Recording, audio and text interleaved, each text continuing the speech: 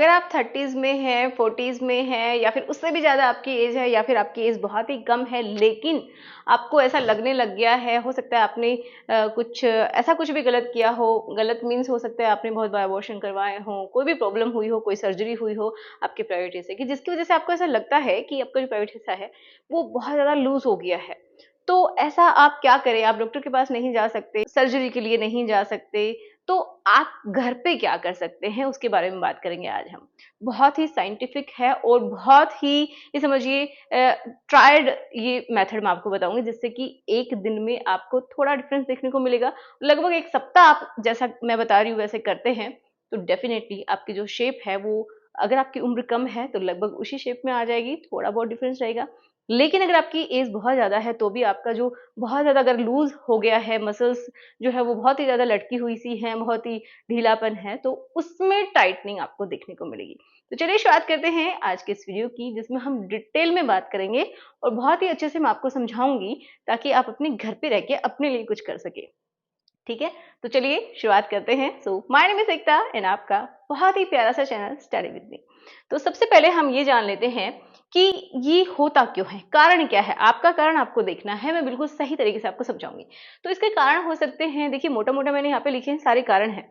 तो पहला है कि अगर आप स्मोकिंग करती हैं, सिगरेट वगैरह लेती हैं, हुक्का पीते हैं या फिर आप अल्कोहल का सेवन करते हैं, बीड़ी लेते हैं, तो ये सारी की सारी चीजें जो क्या है ना, वो क्या करती है आपकी मसल्स को लूज करती हैं। वो भी मैं समझाऊंगी यहाँ पे डायग्राम बना के।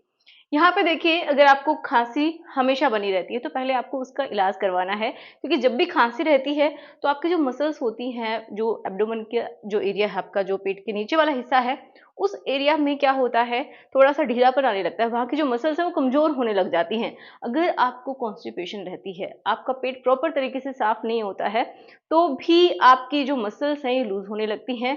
ये है, अगर आपका जो तोंद है वो बहुत ज्यादा बड़ा होता चला जा रहा है, आपका वेट बढ़ गया है, तो भी आपकी मसल्स लूज होती हैं। और अगर क्या है, आपको डिस्चार्ज होता है किसी भी कलर का हो, चाहे वो व्हाइट हो, एंड अलग अलग कलर का भी हो सकता है, जो कि किसकी वजह से होता है, मोस्टली जब भी आपको कोई बड़ा इन्फेक्शन होता है या फिर थोड़ा बहुत इन्फेक्शन होता है तो भी डिस्चार्ज शुरू हो जाता है। किसी को इन्फेक्शन नहीं होता है तो भी डिस्चार्ज होते हैं, जिसकी वजह से भी क्या होता है, ये जो आपका हिस्सा है ये लूज हो जाता है।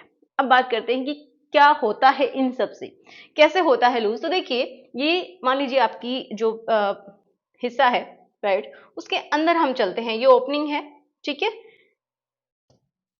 अब देखिए, मैं आपको अच्छे से समझाऊंगी।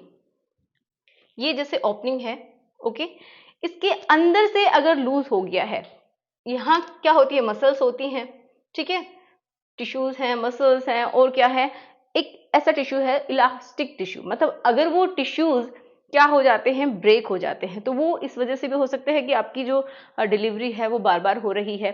एक बार होने से कुछ नहीं होता है, लेकिन अगर बार बार ऐसा हो रहा है तो देखिए क्या होता है कि अगर आपकी एज है मान लीजिए 20 के ऊपर है, ठीक है, लेकिन आप 30 से अबाउ होके भी डिलीवरी कर रहे हैं, बार बार आपकी इस हिस्से से डिलीवरी हो रही है, तो क्या होगा कि ये जो टिश्यूज हैं वो रिपेयर नहीं कर पाएंगे। कम उम्र में जो बच्चा होता है एक बार या दो बार, तो क्या होता है कि मोस्टली कुछ टिश्यूज तो टूट जाते हैं, ऐसा नहीं कहेंगे कि बिल्कुल ऐसे कैसे हो जाते हैं, लेकिन उस टाइम में आपकी जो स्किन है या फिर आपकी जो मसल्स हैं, वहां की जो इलास्टिक सिटी होती है वो बहुत ही अच्छी होती है, मतलब वो तुरंत रिगेन कर लेती है।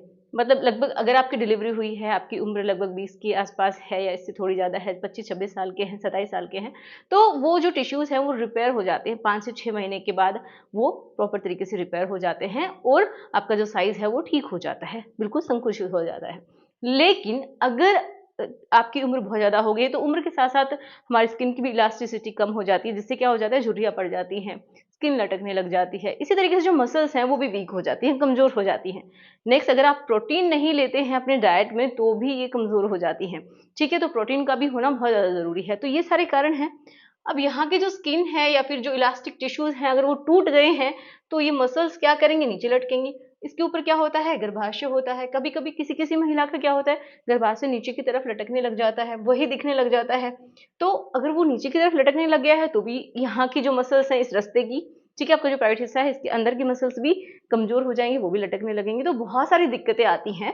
इसकी वजह से। तो ये कोई हँसी मज़ाक वाला टॉपिक नहीं है, बहुत ही इम्पोर्टेंट टॉपिक है। तो इसके लिए आपको क्या करना है, उसके बारे में बात कर लेते हैं। देखिए, जो लोग नहीं चाहते हैं कि वो इतना सब तामझाम करें और ये फ़ॉर्मूला बनाएँ, तो उसके लिए मैं रिकमेंड करती हूँ कि आप इसकी जगह क्या यूज़ कर सकते हैं, ये नेचर मानिया का टाइटअप इंटीमेटेंट टाइटनिंग जेल है, इसको यूज़ कर सकते हैं। ये क्यों यूज़ कर सकते हैं? क्योंकि ये दावा करता है कि 100% सेफ एंड हर्बल इंग्रीडिएंट्स से मिलके बना हुआ है, ये क्लिनिकली प्रूवन है एंड ऐसे नेचुरल इंग्रीडिएंट्स हैं जिनका आपको साइड इफ़ेक्ट नहीं होगा। अब देखिए, एक बहुत इंपॉर्टेंट बात कि इसकी आदत नहीं लगेगी। बहुत सारे प्रोडक्ट होते हैं जिनकी आदत लग जाती है, तो नॉन हैबिट फॉर्मिंग है ये। अब देखिए, इसमें क्या होता है ऐसा, तो इसके अंदर होता है हल्दी है, तुलसी है, एलोवेरा है, पलाश है एंड माजूफल है, जिसके बारे में आपने बहुत सुना है। सारे के सारे इंग्रेडिएंट्स बहुत ही ज़्यादा अच्छे होते हैं।